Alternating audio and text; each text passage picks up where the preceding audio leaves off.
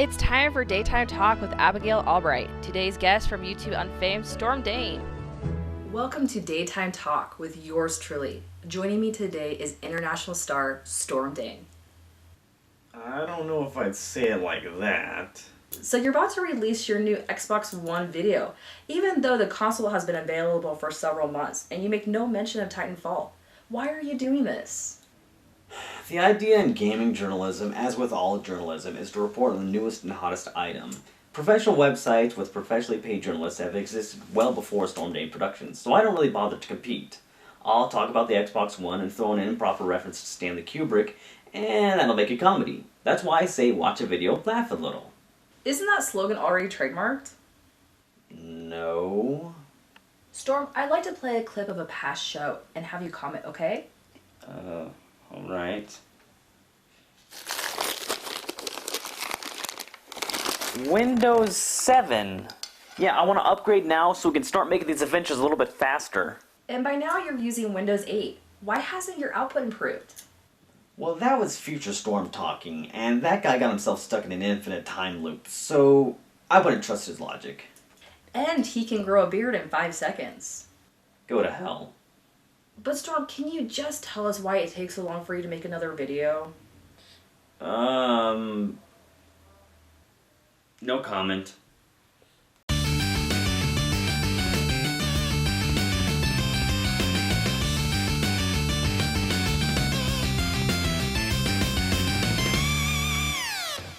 I'm getting rather familiar with these console overviews, and if I wanted to just coast through this section, I could use the same scripting blueprint.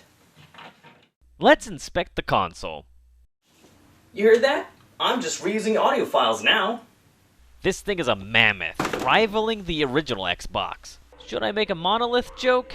Nah, that has been thoroughly run into the ground. Yes, it has a power brick. Yes, it is enormous. Let's just get over it.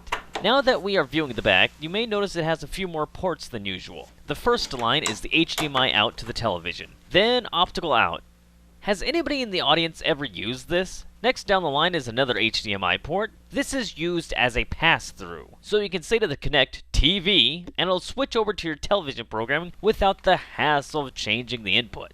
This is part of the Microsoft strategy, letting you control gaming and television with one device. I'd love to test this, but I don't have a cable box. I stopped watching cable television back in 2007. And you know what? I don't miss it. Maybe I could use it to hook up the PlayStation 4 and remove HDCP. Doesn't work. Further down are some USB, and then an odd Tetris-shaped receiving end plug. Must be for that camera that I was forced to buy. The last bit is an IR connector for use of other remotes, and the trusty Ethernet. Xbox One follows suit of not labeling the on button, however I found it easier than the PlayStation 4. I incidentally bumped it with my thumb. Eject is over by the disk slot, and input sync is kitty-cornered to it. Speaking of disks, Xbox One has a more fully featured disk drive. It can accept audio compact discs. FTW. No, seriously, I like and want this feature. Blu-ray 3D? Let's just say I hope my PlayStation 3 lives forever. Once more, I have a bucket of accessories. First up is the HD DVD player. Yes, you know about HD DVD. We are the generation that gets to say Betamax. Psh, remember HD DVD? Well, I can certainly hook up the device, it's just USB, but the very first step has a separate disc to install the player's software on the Xbox. And it doesn't recognize the disc. Man, this was a lot more fun of a video section with the Wii U. By design, backwards compatibility is dead. The One controller only has a few differences from the 360. The D-pad is no longer balanced on a needle, unconfirmed. In the place of back and start is Windows key tab and bunch of lines. This is something I don't get. What was so wrong with start and select? To my knowledge, Nintendo originated this and was the quickest to abandon it. Start and select works. Leave it alone. I like the Xbox One Kinect, and just to be clear, this is the first Kinect I've ever owned. I can't quite get the hand movements to work, but signing in with a face is successful, and commanding an Xbox with a voice feels so powerful. You can first turn it on with Xbox On, and then navigate to an app, game, or DVD. Here are a few tips for using voice commands. First, tell everybody else in the room to shut up. The Xbox can get confused easily.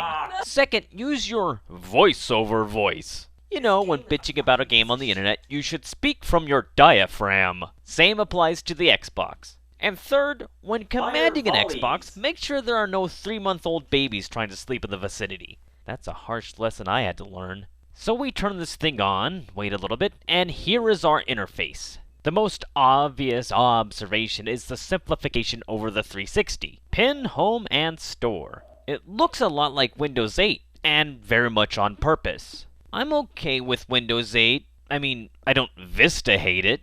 It was a rather bold move trying to unify the look of game console, phone, tablet, and desktop. Now that I've openly defended Microsoft, be sure to tell me how much you hate Microsoft.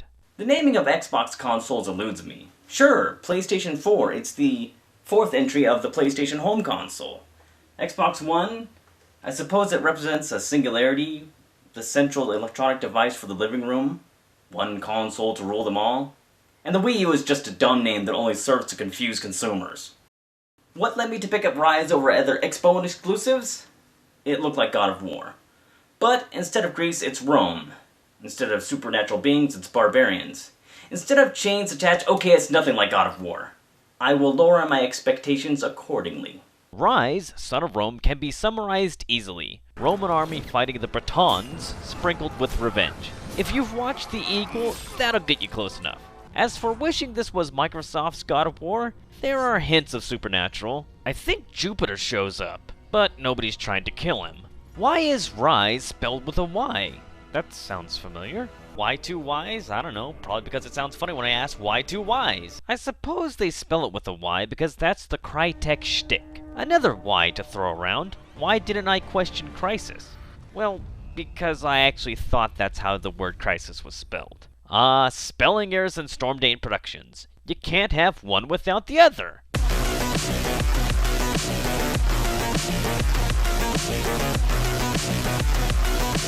Okay, Google. What is BMW? So it's not British Motor Works? I think we can firmly cement this as a hack and slash. Long-haired Storm is celebrating. Within the subsets of hack and slash, Ryse tends towards realistic. Realistic deriving from not doing this kind of stuff. It's swords and axes, realistic in the same vein that Lord of the Rings combat was realistic. The Spartan does have a focus mode, but so does Franklin. Very much to the credit of Crytek, it is a very nice game to look at. Character models look great, and combat animation is superb. The environments of the different levels are notably varied, showcasing the studio's talent to create all kinds of moods, not just gray, gray, gray. I know I discussed in the video for Crysis 2 graphics don't need a mention if I'm showing footage. Crysis 2 needed a mention because my eyes are still burning. Ryse will now receive a mention because all the settings, man-made or nature, are convincing. Level design is sublime, they just look great. Cutscenes in Ryse do require a different discussion. In-game cutscenes and cutscenes in a game are not the same. I have problems talking about this because terminology is different between gamers and I usually end up confusing viewers. You could use the terms FMVs, movies, or pre-rendered. Let's just use the term not real graphics. Looking closely at the between-level sequences, video evidence shows low color range in dark areas and sometimes blocky motion trails. All artifacts of video compression, leading me to believe these are not real graphics. You play as Short Cloud, you watch Tall Cloud. Confused yet? This doesn't diminish the compliment of nice game to look at. I like to look at Pixar, Disney Animation Studios, DreamWorks, Blue Sky, and all that miscellaneous stuff Robert Zemeckis does. I'm not saying the Xbox One can't do these graphics, just that it didn't do these graphics. Since we're not on the hunt to kill Mars, what is the appeal of the game? Sure, ultra-violent. You may have noticed that I'm dancing away from the topic of gameplay, and that no doubt means I'm saving the worst for last. Yep, the format never changes. So, right, Ryse is a hard game to play. This isn't by chosen difficulty, it is inherent to the controls. In Ryse, you can do a sword attack or shield bash. Holding either button does a strong attack. That's okay. Plenty of hack and slashes have regular versus strong attacks, and even different weapons. You can also block, which is good. If you want to be a professional hack and slasher, blocking is essential to defeating enemies. So what's the last main button used for? Jumping? Grabbing? Counter? No. Strong block. Never heard of strong block? It consists of rolling away. Strong block is only the beginning of a ruined game. Since combat in Ryse rigidly auto-locks on enemies, this makes timing proper attacks amidst varied enemies very hard to map out. Do I continue my attack on this enemy? Do I have enough time to do a strong attack so I can get one of these guys out of the way? Which direction is the next attack coming from since I have to block the correct enemy? Is that tall guy gonna do a strong attack? I don't want to roll out of here as it will break my flow, and taking time to set up my next attacks will likely break my hit count. The strategy of cornering an enemy is not always the best idea because unseen enemies are likely to sneak attack from behind the in-game camera. What are the combos in Ryse? Well, there's the combo XXY. Yes, the combo. The only real defined combo in the game. That aside, executions are the best and smartest way to dispatch a foe. You are given a color pattern on a low health enemy. I suppose you can call that a combo. Altogether, fighting single enemies is monotonous, and fighting multiple enemies is frustrating. I beat the Hades out of the God of War games, the gold standard for hack and slash, so I claim authority on this subject. Ryse, Son of Rome. Why 2 block buttons? New hardware is a good chance to see new intellectual properties, and that's what we got. I'm glad to see a AAA studio that primarily develops first-person shooters tried something somewhat different. It didn't work, but I applaud Crytek's attempt. Multiplayer! Can't do that. I no longer subscribe to Xbox Live. Same spiel as PlayStation Plus. There seemed to be a few misunderstandings when I discounted PlayStation Plus. I'm not hating on it or calling it a bad service. I mean, I get it. Somebody has to pay to keep the servers on. Subscribe if you want to. I was with Xbox Live for a few years, but I recently let it expire. I joined back when I had money and I didn't really know what I was doing. I find it funny, I have to pay to use services that I already pay for separately. I used to do multiplayer and always lost, sort of a disincentive to keep using it. However, the best thing to come out of Xbox Live was probably this. And then I hit him, and then I hit him, and then one of this guy, and I hit him, and I hit him, and then I hit him, and then I hit him. Tomorrow on Daytime Talk, I finally get to interview Smugstorm and get to ask him why his pipe is always empty. I stopped watching cable television back in 2007, and you know what? I don't miss it.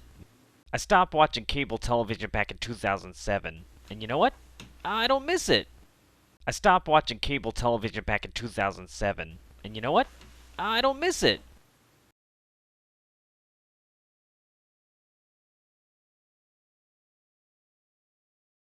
7